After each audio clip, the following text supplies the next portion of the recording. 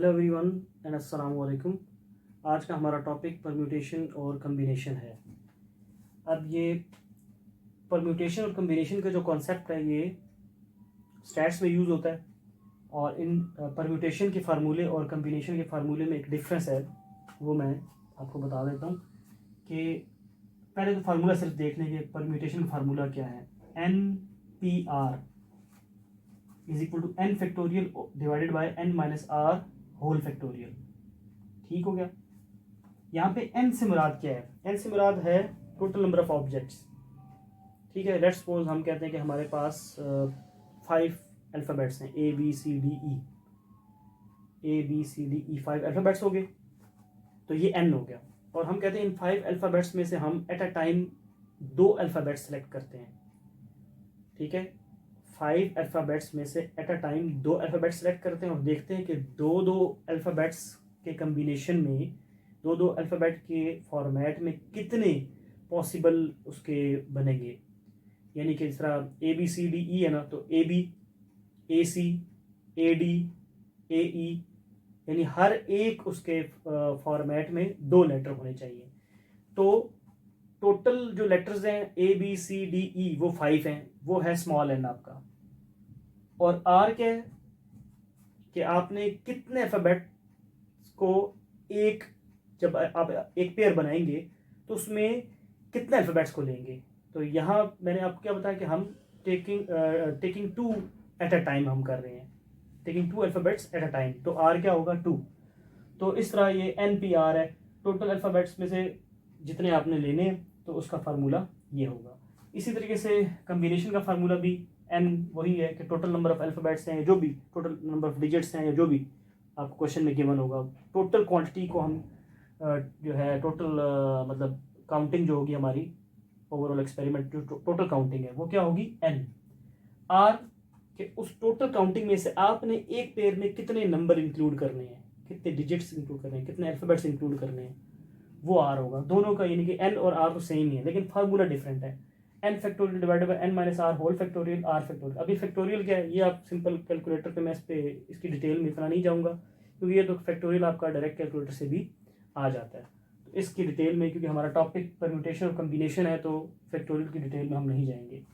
अब जो इसमें डिफरेंस है, डिफरेंस ये है कि परम्यूटेशन में ऑर्डर मैटर करता है और कम्बिनेशन में ऑर्डर मैटर नहीं करता। मिसाल के तौर पे हम ये कहते हैं कि हमारे पास ये अल्फ़ाबेट्स हैं A B C, ये 3 अल्फ़ाबेट्स हैं। तो इसका मतलब है कि हमारे टोटल अल्फ़ाबेट्स कितने हो गए? 3।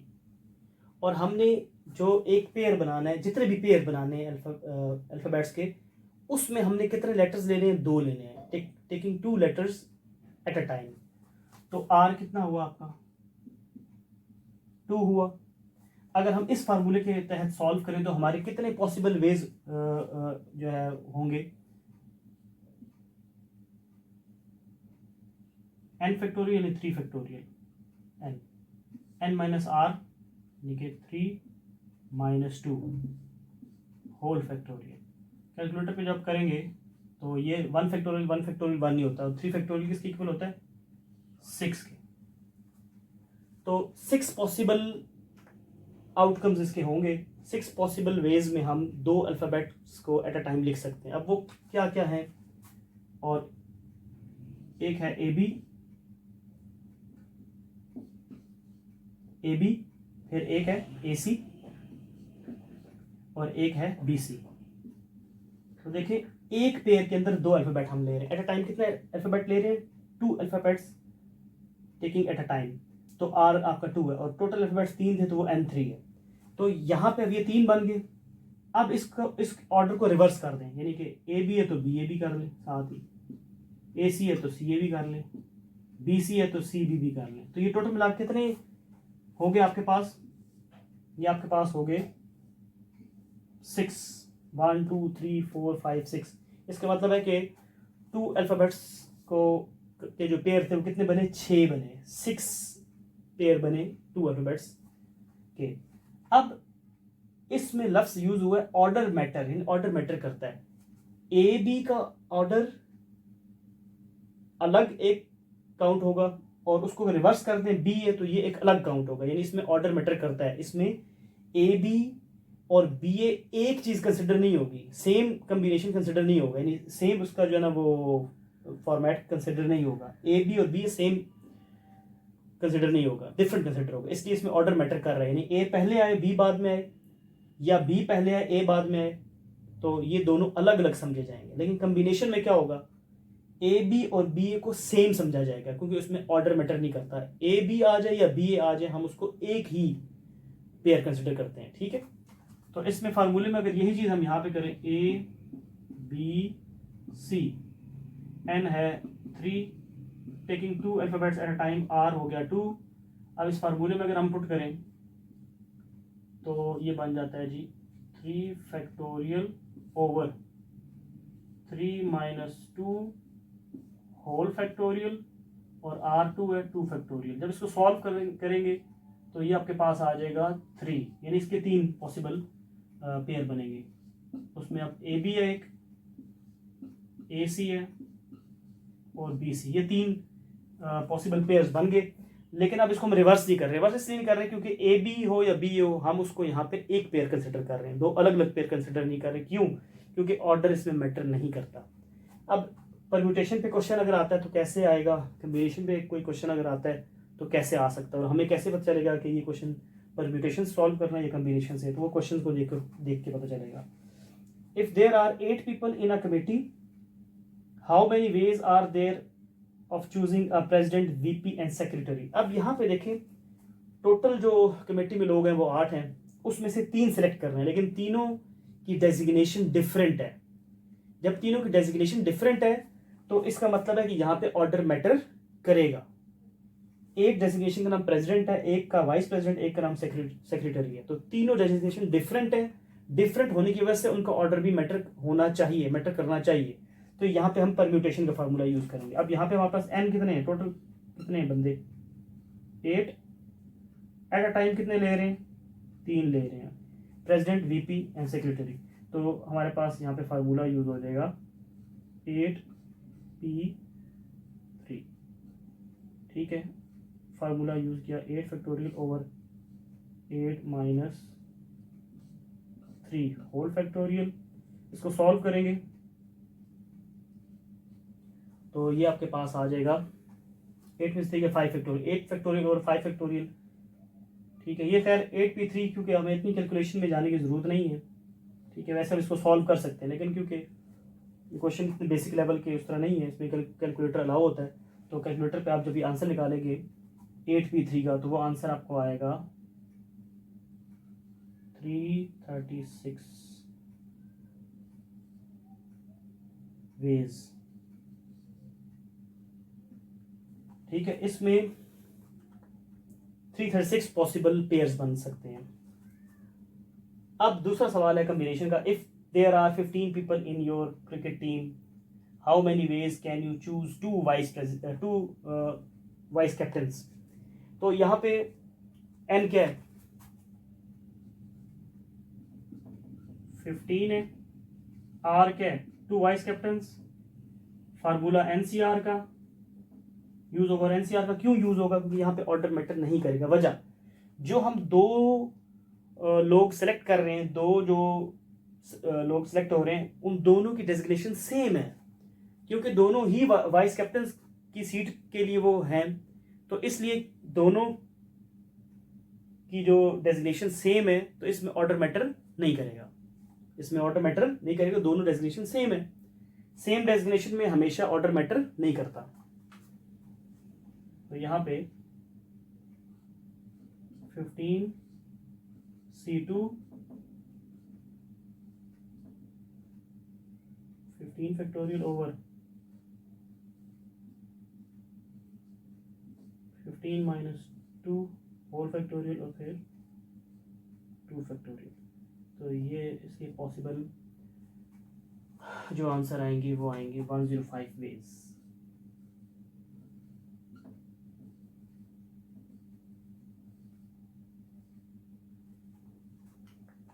जैसे हम ये एक सिंपल एक बात ये कहेंगे, अब मैं ऑर्डर को थोड़ा अगर मज़ीद एक्सप्लेन करूँ कि ऑर्डर क्या चीज़ है। जैसे हम ये कहें कि कोई से दो बच्चे आए और दो चेयर्स पड़ी हुई हैं। अगर मेरा क्वेश्चन ये है कि वो दो बच्चे आए और इस चेयर पे बैठ जाएं, तो इसमें ऑर्डर मैटर नहीं करता। अब एक स्टूडेंट मेरे जो सामने दो चेयर्स पड़ी हैं, एक राइट चेयर पे बैठे, एक लेफ्ट बैठे, तो भी दोनों क्लास में प्रेजेंट हैं, और एक लेफ्ट बैठे दूसरा राइट बैठ जाए तो भी दोनों क्लास में प्रेजेंट है। यानी जो मेरा ऑर्डर था वो ओबे हो रहा है, क्योंकि यहाँ ये मैटर नहीं कर रहा कि मैंने तो सिंपल ये कहा है कि दोनों बच्चे आए क्लास में बैठ जाएं। ठीक है, वो दो बच्चे आए क्लास में बैठ गए सीट पे, तो इसमें ऑर्डर मैटर नहीं कर रहा था, दोनों की प्रेजेंस इंपॉर्टेंट थी, पोजीशन इंपॉर्टेंट थी, प्रेजेंस इंपॉर्टेंट थी, तो इसमें ऑर्डर मैटर नहीं किया। लेकिन अगर मैं ये कहता हूँ कि फर्स्ट पोजीशन वाला बच्चा पहली सीट पे बैठे और सेकंड पोजीशन वाला बच्चा सेकंड सीट पे बैठे, अब ऑर्डर मैटर कर रहा है, क्योंकि अब उनकी प्रेजेंस के साथ साथ उनका नंबरिंग वाइज बैठना इंपॉर्टेंट है, यानी पोजीशन वाइज बैठना इंपॉर्टेंट है। तो अब उनका ऑर्डर पोजीशन वाइज मैटर कर रहा है। यानी अब अगर मैं कहता हूं कि फर्स्ट वाला फर्स्ट बैठे, सेकंड वाला सेकंड सीट पे बैठे, और मैंने सीट पे टैग कर दी है, पोजीशन वाइज रोल नंबर लगा दिए हैं, या पोजीशन वाइज जो है सीट्स को टैग कर दिया है, तो अब अगर सेकंड वाला फर्स्ट पे बैठ जाए, फर्स्ट वाला सेकंड पे बैठ जाए, तो ये दोनों अलग कॉम्बिनेशन समझे जाएंगे। ठीक है, मेरे ऑर्डर के मुताबिक बैठेंगे तो वो एक यानी कि पेयर बनेगा उस तरह, और अगर उसको चेंज करेंगे तो वो एक डिफरेंट किस्म का पेयर बनेगा। ठीक है, परम्यूटेशन और कॉम्बिनेशन में क्या डिफरेंस था वो तो हमने देख लिया। अब हम ये देखेंगे कि परम्यूटेशन में फर्दर और फार्मूलाज भी हैं। परम्यूटेशन के formula permutation with like objects और विद रिपीटिशन, यानी कि अगर परम्यूटेशन के क्वेश्चन में रिपीटिशन आ जाती है तो फिर उसका परम्यूटेशन फार्मूला जो है वो NPR नहीं रहेगा, वो फिर डिफरेंट हो जाएगा। जो हमने पीछे NPR का फार्मूला परम्यूटेशन में पढ़ा है वो फार्मूला नहीं रहेगा, चेंज हो जाएगा। क्या होगा फिर, टोटल जितने लेटर्स हैं या जितने अल्फ़ाबेट्स हैं जितने भी हैं टोटल, जो वो ऊपर n फैक्टोरियल डिवाइडेड बाय जो रिपीटिशन उसमें हो रही है। मतलब एक लेटर 2 टाइम्स आ रहा है तो 2 फैक्टोरियल, एक लेटर 3 टाइम्स आ रहा है तो 3 फैक्टोरियल, एक लेटर 4 टाइम्स आ रहा है तो 4 फैक्टोरियल।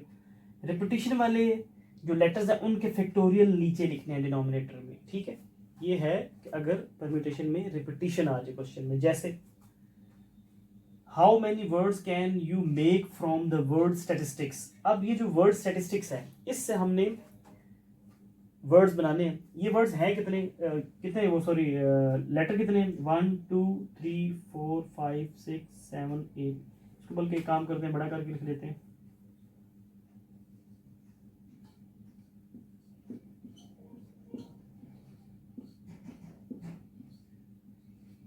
ये कितने हैं, 1 2 3 4 5 6 7 8 9 10 लेटर्स हैं।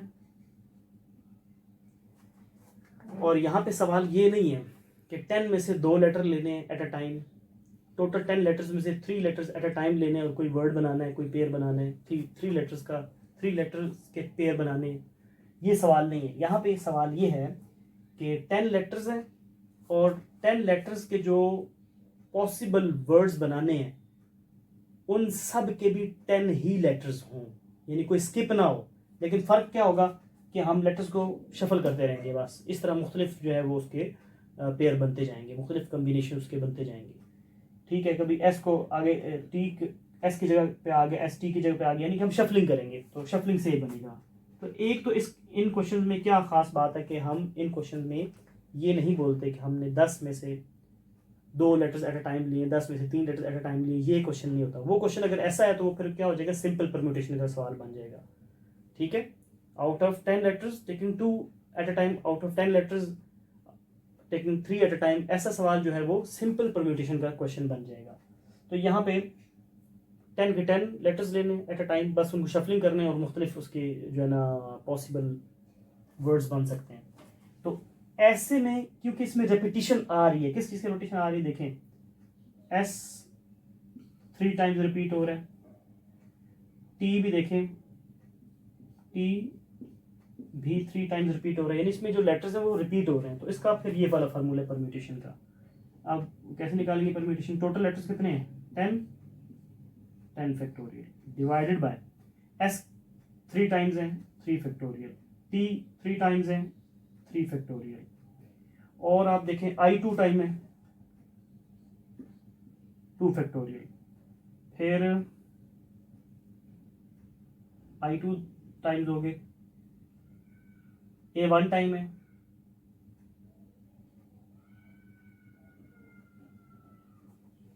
TS और A हो गए। तो हाँ, बस A और C ये 1 टाइम है। तो इसको हम लिख सकते हैं, वैसे नॉर्मली हम लिखते नहीं है, सिर्फ रिपीटिशन वाले को डिनोमिनेटर में हम लिखते हैं, लेकिन अगर जो लेटर्स रिपीट नहीं हो रहे उनके फैक्टोरियल भी आप लिख सकते हैं। A 1 टाइम है 1 फैक्टोरियल, C 1 टाइम है 1 फैक्टोरियल, ठीक हो गया। और ना लिखें तो 1 फैक्टोरियल, क्योंकि 1 ही बनता है, तो अगर ना लिखें तो आंसर में कोई डिफरेंस नहीं आएगा। तो ये इसका अब आंसर आगे आ जाएगा। सिंपल, आगे आपने कैलकुलेशन करनी है कैलकुलेटर पे। तो इसके कितने पॉसिबल वर्ड्स बन जाएंगे?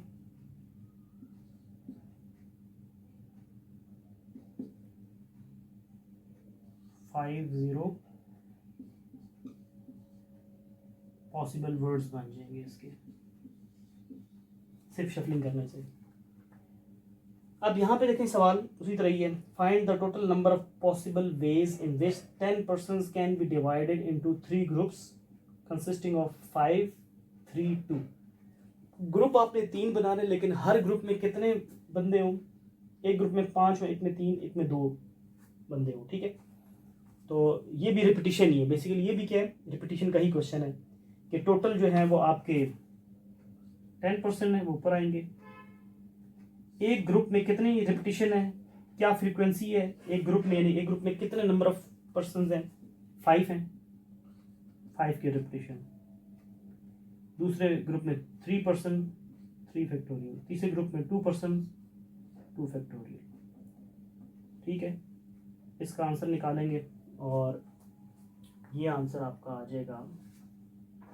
आंसर क्योंकि मैं निकाल के रखा हुआ ताकि टाइम वेस्ट ना हो।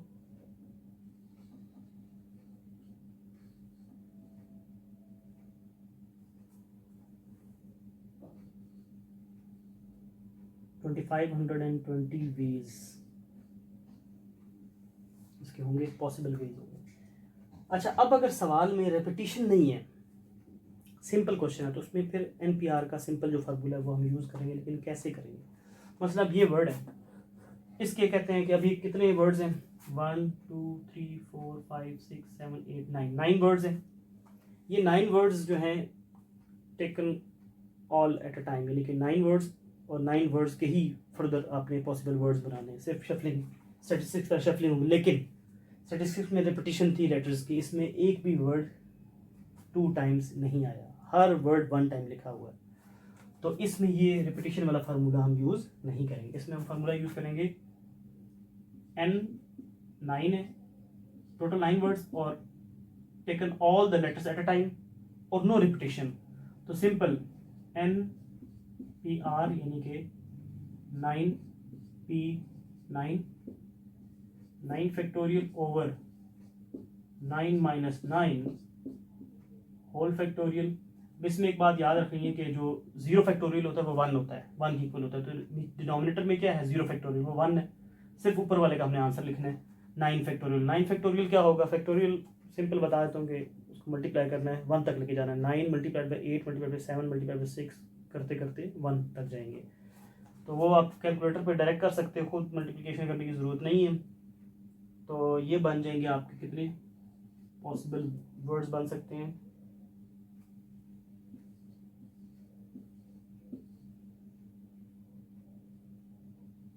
3,62,880 ये पॉसिबल वर्ड्स इसके बन सकते हैं। इसी तरीके से अब ये जो आ गया लेटर्स आ गए ABCDEFG, इसमें भी कोई लेटर रिपीट नहीं हो रहा, हर लेटर दूसरे लेटर से डिफरेंट है। यानी ऐसा नहीं है कि A 2 टाइम्स आ गया, नहीं, कोई लेटर 2 टाइम्स या 3 टाइम्स नहीं आया, हर लेटर 1 टाइम है और डिस्टिंक्ट डिफरेंट लेटर्स हैं सारे। लेकिन इस क्वेश्चन में इसमें फार्मूला तो यही रहेगा, सिंपल NPR वाला फार्मूला ही यूज़ होगा। लेकिन इसमें ख़ास बात क्या है जो इन्होंने यहाँ पे थोड़ी उसको चेंज किया, वो क्या किया है कि कहते हैं कि ये लेटर्स हैं 1, 2, 3, 4, 5, 6, 7 लेटर्स हैं, और टेकन 7 एट अ टाइम, 7 को ही एट अ टाइम लेना है, शफल करना है और लेटर्स बनेंगे। लेकिन एक उन्हें कंडीशन लगा दी, वो क्या कहा कि ए बी सी जो है, चाहे वो स्टार्ट पे आए, चाहे वो मिड में आए, चाहे वो एंड पे आए, ए बी सी वो इकट्ठा ही रहे। वो ए डी ए इस तरह ए डी बी इस तरह ना हो, बल्कि A B C start of the word आए, मिडल ऑफ द वर्ड आए ए बी सी, या end of the word A B C आए, इकट्ठा ही रहे। तो क्योंकि उन्होंने कंडीशन लगा दी कि ए बी सी वर्ड इकट्ठा रहेगा, तो इसका मतलब ये है कि हम अब क्या करेंगे, हम ए बी सी को एक वर्ड, एक यानी अल्फाबेट काउंट करेंगे, क्योंकि उसने होना ही इकट्ठा है। हर पॉसिबल पेयर में ए बी सी ने इकट्ठा ही रहना है, तो वो 3 लेटर काउंट नहीं होंगे, वो 1 लेटर काउंट होगा। अब ये मिला के 1 लेटर हो गया, ये 1, ये 2, ये 3, ये 4, ये 5, तो ये टोटल कितने लेटर्स हो गए, 5। वैसे हमारा फार्मूला अगर ये ना होता तो इसी तरह ही करते हम, यानी कि 7 factorial divided bye 7 minus 7 factorial, इसी अंदाज से करते हैं हम। लेकिन ये फिक्स होने की वजह से क्या, लेटर कम अब काउंट हमें करने पड़ेंगे, ये तीनों मिला के 1 लेटर बनेंगे। टोटल लेटर्स होंगे 1 2 3 4 5, तो इसका फार्मूला बन जाएगा 5 factorial over 5 minus 5 whole factorial,